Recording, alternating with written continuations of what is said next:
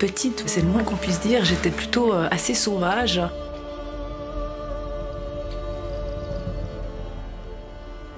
Mon enfance était, comment dire, solitaire.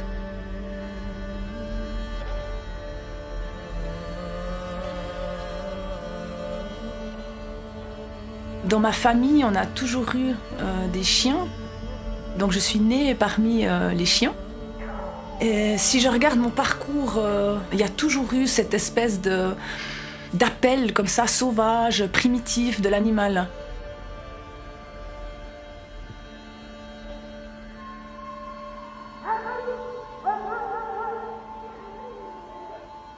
Alors avoir 40 huskies au quotidien, pour beaucoup de gens, c'est un rêve. J'adore mon métier, mais il faut être clair, c'est un métier de consacré. J'utilise bien le terme consacré, c'est 365 jours par année, on s'efface. Donc c'est 365 jours de fusion et de vie en clan. Moi, ça me passionne. J'adore voyager à travers tous ces individus qui ont chacun une personnalité différente. Au niveau relationnel, c'est complètement voyageant.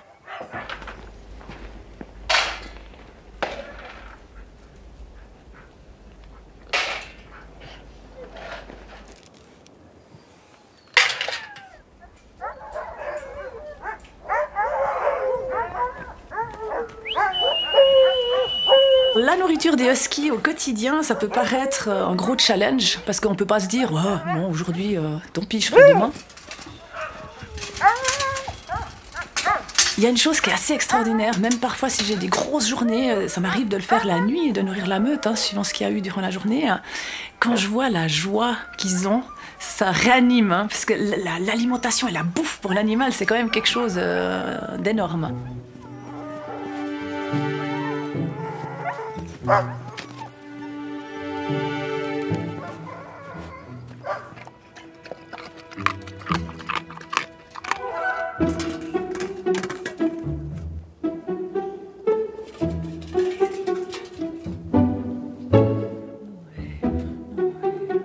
Quand on vit en meute, il y a deux plans. Il y a le clan, donc on peut très bien serrer un chien dans ses bras et c'est l'entier du clan qui va recevoir le câlin. Et puis, il y a aussi, tout à coup, un individu qui a besoin d'une attention particulière. Et ça, on va aussi le remarquer. Moi, j'ai pris l'habitude aussi, des fois, de les nommer. Rien que le prénom, aussi, tous les jours. Une attention, je te vois, toi, et pas l'autre à côté.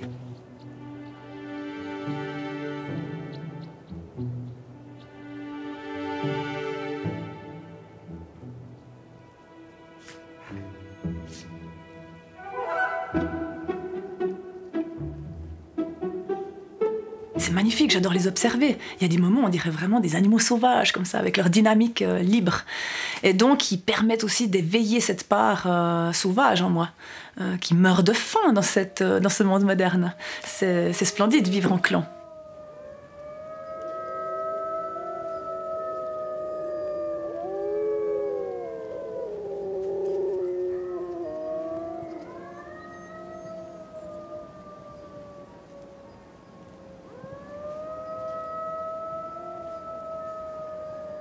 Ce qui me fascine chez le husky, c'est qu'il a son caractère, c'est qu'il est brut, il est entier.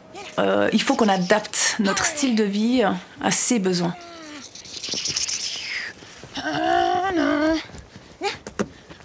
Eux, ils sont tellement dans le ici et maintenant. Ils m'apprennent énormément de choses sur ce que j'ai pas pu apprendre dans mon parcours plus civilisé. Comme s'ancrer dans le présent.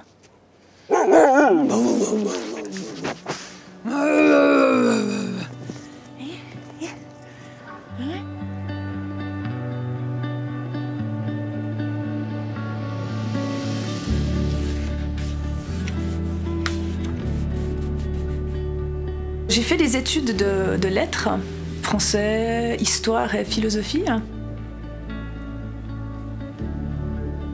L'Alaska, quand j'ai décidé d'y aller, vraiment c'était un moment de ma vie.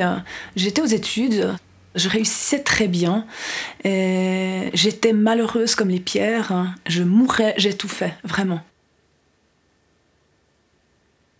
Et à un moment donné, il y a eu ce besoin de survie, va où l'oxygène te mène. Ça me met presque vraiment l'émotion. C'était ça, c'était ce mantra, c'était tout le temps, mais va où l'oxygène te mène, va où l'oxygène te mène. Et je me suis dit, il te faut partir là-bas.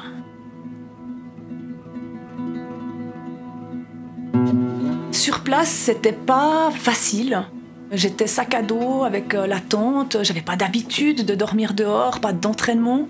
Mais c'était vraiment la confrontation avec un monde où l'humain est plus dans le contrôle, au sommet.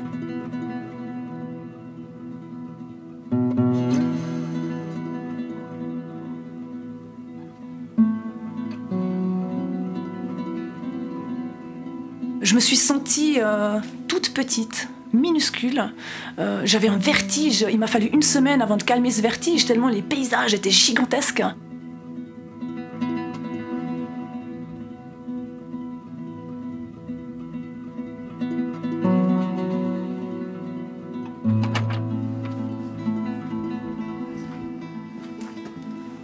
J'ai un souvenir dans un petit carnet que j'avais noté. Je m'étais arrêtée près d'une cabane où on pouvait se restaurer et il y avait des chiens polaires à l'extérieur. Et ça avait été un coup de foudre. Je m'étais posée au milieu de ces chiens. Voilà, je m'étais dit, oh, peut-être un jour j'en aurai un.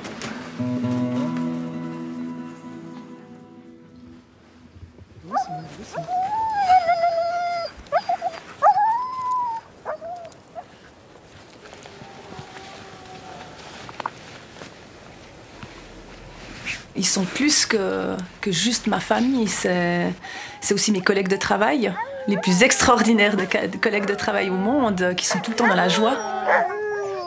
Ok. Ah!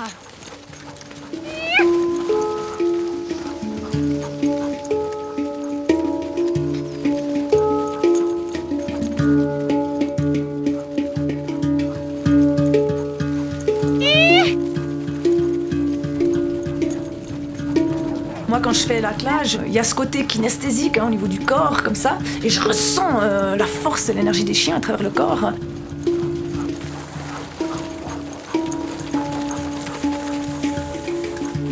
Et il y a aussi le côté chef d'orchestre, où je vais chaque fois devenir, pour un moment, chacun de mes chiens.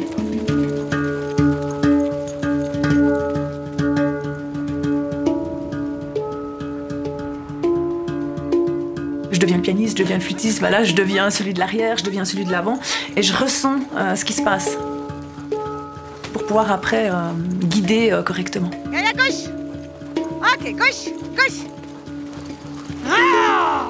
Ok. On y va, Gaïa. On est vraiment complètement connecté dans ce qui se passe là, ici et maintenant. On démarre avec le mouvement, c'est pour ça que je bouge là. Il y a vraiment ce côté corporel où on ressent le mouvement des chiens, et ça nous traverse et qu'on se laisse happer par ça. Et voilà. Droite. Ok, droite, droite, droite, droite, droite. On est véritablement en transe sur certains moments avec l'attelage. Il y a des moments où moi je me suis fait peur. Parce que j'étais un loup en train de courir avec la meute. Voilà, tout à coup. Waouh.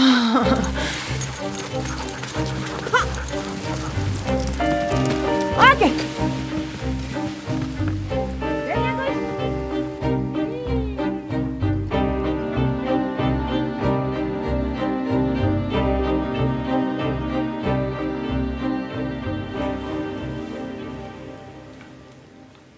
À la ferme à Husky, il y a plusieurs étapes dans la vie. Il y a la jeunesse, il y a toute la période d'attelage. Après, il y a la pré-retraite, vers 11, 12, voire 13 ans. Et après, il y a l'étape encore suivante, ce qui s'appelle vénérable. Donc c'est souvent vers 14-15 ans. C'est l'étape où on les laisse tranquilles.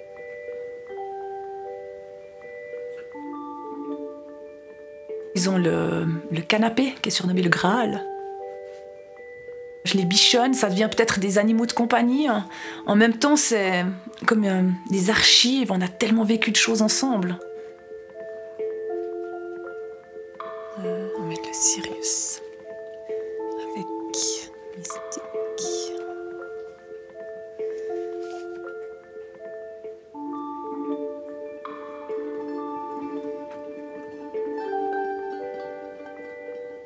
Bienvenue.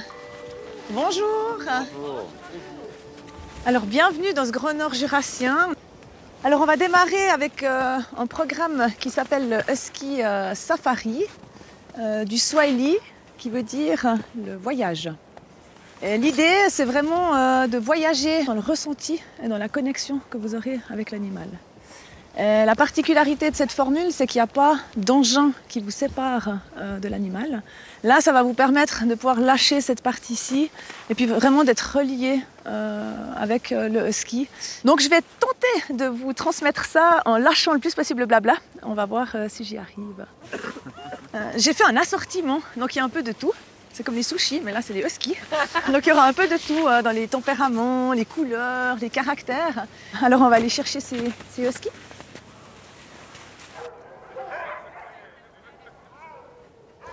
Et si ça glisse, on est bien dans les talons, comme ça, tac, tac. Parfait.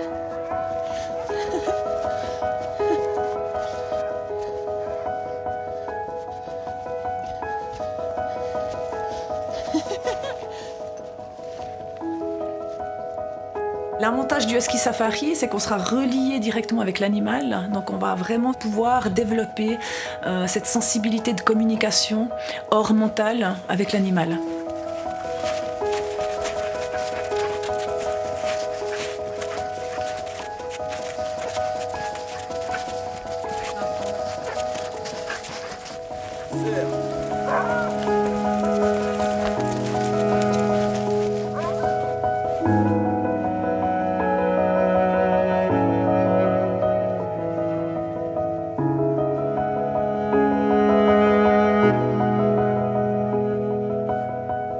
Je suis heureuse dans ce que je pratique, mais la vie m'a appris à avoir la sagesse de ne pas s'agripper à quelque chose de faussement acquis. Donc je savoure chaque journée avec cette meute qui ont une durée de vie beaucoup plus courte que celle des humains, et Dieu sait que j'ai dû le traverser. Et donc il n'y a pas d'acquis, il y a vraiment un présent qui se poursuit.